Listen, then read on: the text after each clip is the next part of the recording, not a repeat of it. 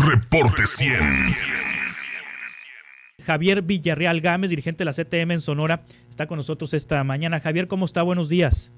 Buenos días, Juan Carlos, para servirte. ¿Cuántos años duró don Fidel Velázquez al frente de la CTM?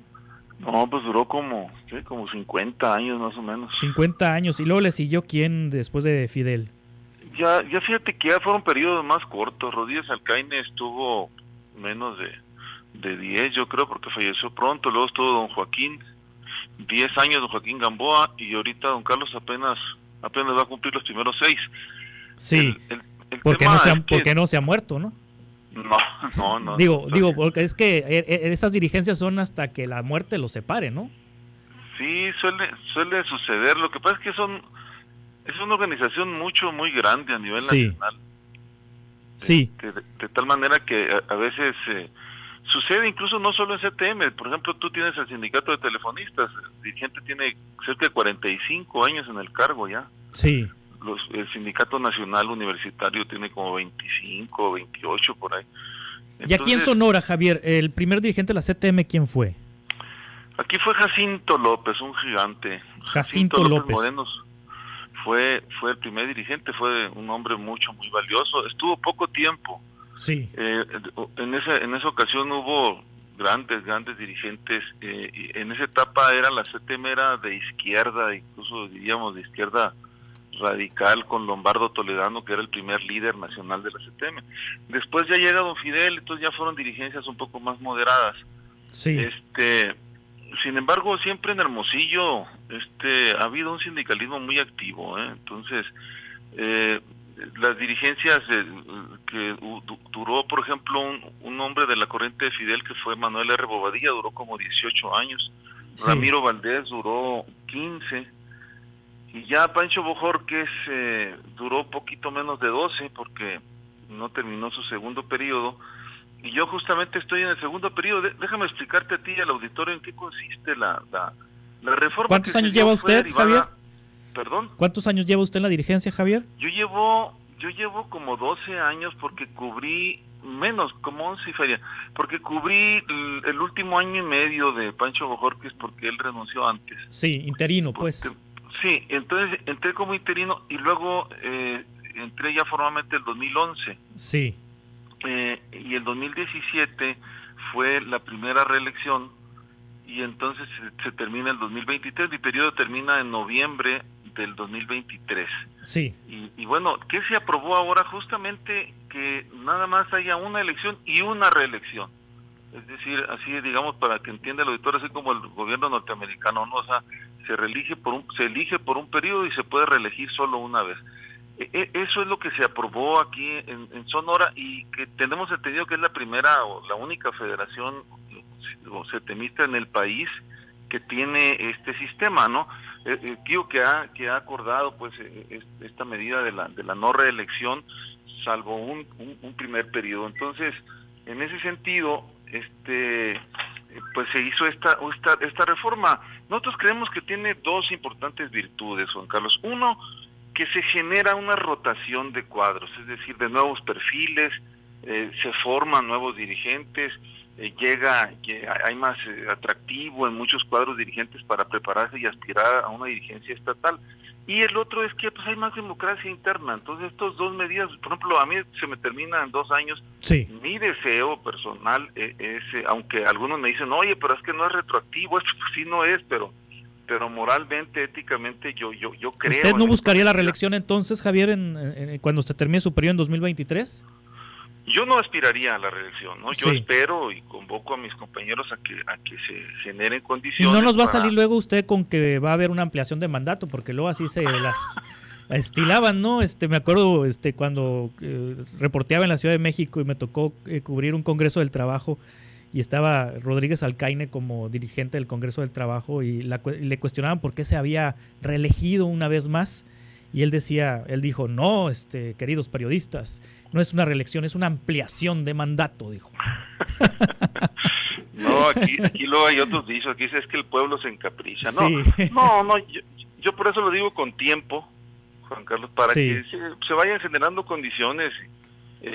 Ya si de a tiro se genera un pleito que digas que bruto, bueno, ya veremos, pero nuestra idea es que no suceda eso, que se generen pues una nueva oleada de dirigentes. Hay gente muy valiosa, hombres y mujeres. En la CTM de Sonora, fíjate, a diferencia de otras partes del país, aquí tenemos más de 30 secretarias generales mujeres, secretarias generales de sindicatos. Entonces se le ha dado mucha participación a la mujer y desde luego a los cuadros jóvenes. Entonces de eso se trata. Aparte de eso, se aprobó también ya en el estatuto el sistema de voto secreto, directo y secreto. Entonces en todos los sindicatos tendrá que darse esta medida. Esta medida que se dio de una elección y una reelección es para el comité estatal. Las federaciones municipales y los sindicatos de base, Juan Carlos, que son como 300 los que tenemos en el estado, tienen autonomía. Sí. Claro que nosotros esperemos que haya congruencia y traten de aplicar estas medidas, porque es el espíritu ahora de la ley. Es una ley que empieza en el gobierno de Peña Nieto, la reforma constitucional, y ahora en el 2019 se hizo la reforma a la ley, y entonces es donde se aprobó toda la justicia laboral en manos del Poder Judicial, el sistema de legitimación de contratos a través de un Centro Federal de Conciliación y Registro. Es todo un nuevo sistema que hay en el mundo laboral, y desde luego que nosotros hemos hecho esta reforma para ajustar pues los estatutos de la CTM estatal de Sonora a la nueva disposición de la Ley Federal del Trabajo. Y esperemos que el resto de federaciones de los estados pues hagan lo propio. Y ahí estuvo justamente, como lo mencionas, el gobernador, yo le digo gobernador Durazo porque ya tiene como 2 meses y medio que no para este hombre haciendo acuerdos. Como pez en el agua en la CTM, los ha de extrañar, Javier, a los priistas, ¿no? No, pero porque como en casa, o sea, él naturalito ahí en el evento, no, en el fondo no deja de ser priista, Alfonso Durazo. Fíjate que justamente te iba a decir eso, él ahí se sintió muy cómodo porque se acordó de esos 18 años donde estuvo militando en el PRI y donde conoció muy bien a don Fidel Velázquez, que tenía, por cierto, una entrañable amistad con Luis Donaldo Colosio.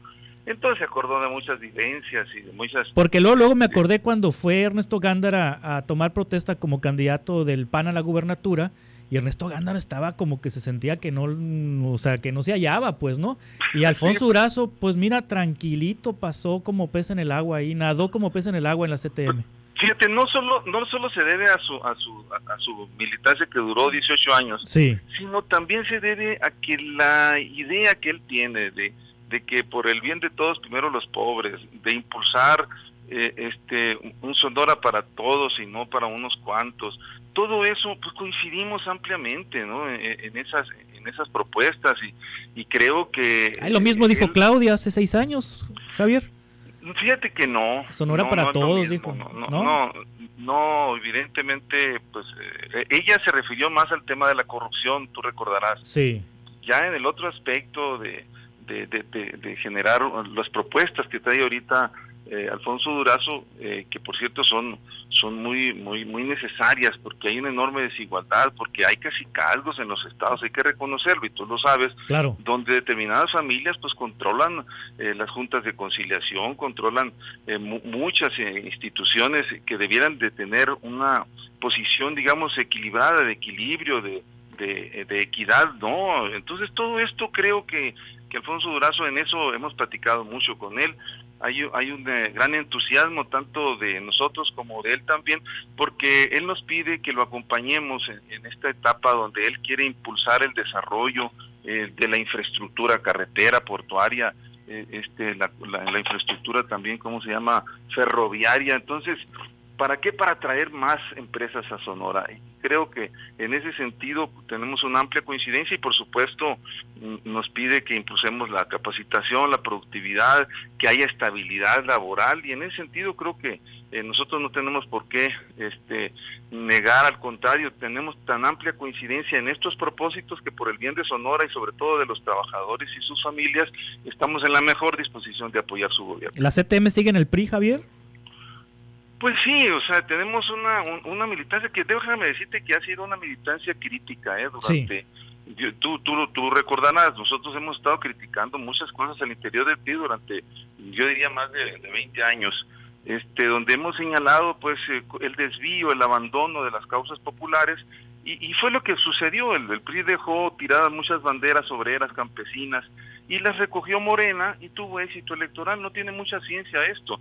Es decir, creo que el PRI tiene que revisar mucho su situación para ver si va a haber alguna refundación. Nosotros vamos a estar atentos. Yo te diría que no hay, ahorita por ejemplo, entre otras cosas que se resolvieron en este Congreso, es que ya se hizo a nivel nacional también, que debe haber una militancia libre de todos los trabajadores en los partidos políticos. Es decir, no debe haber una militancia colectiva, sí, en un determinado partido. Entonces, en ese sentido, obviamente cada persona revisará su situación. Nosotros en lo general hemos sido críticos del partido, ojalá que compongan las cosas, y si no, pues ya habrá consecuencias, por supuesto, no solo de nosotros, sino de muchas otras corrientes. Sí, Javier, ¿qué va a pasar con el PRI en Sonora después del 13 de septiembre?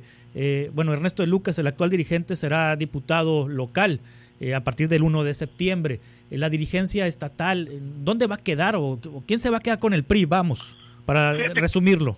Fíjate que yo te diría muy sinceramente que es algo que no nos preocupa mucho. Yo no sé qué va a pasar. Debe de haber primero una especie de introspección, es decir, un reconocer las fallas, desvíos y errores. Creo que eso no ha sucedido todavía.